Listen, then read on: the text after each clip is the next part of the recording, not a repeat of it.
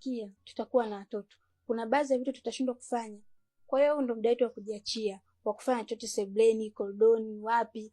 Lakini tukiwa na hii mitoto tutaweza kufanya chochote. Muda wote tutakuwa tunajishtukia undani na tutashindwa kufanya chochote kile. Na kuna muda mwingine mtu ujisikii kupika. Kwa hiyo tukiwa wawili tunaweza tukatoka sehemu tukajispoil, tukala, tukafanya nini. Lakini ukiwa na hii mitoto ni lazima upike, maana mwezi mkatoka, maana ishakuwa familia. Kwa hiyo kama nataka mimi nije kuishi hapa, naomba warudishe watoto ulipowatoa.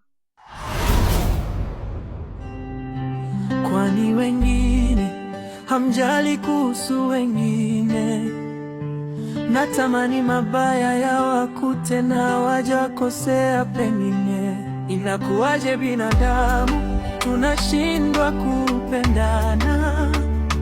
Sote ni wamoja, tunashindwaje kuhurumiana? Wewe ukipewa kitunguu mwezio ananyanya.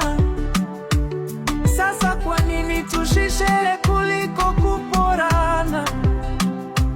Hata vitu vyote kwenye dunia viwe vya kwako, havitokuwa na ladha kama utakuwa peke yako. Unatabuku najikuta mayele, ameojiamini hapigi kelele. Unatabuku mbili najikuta mayele,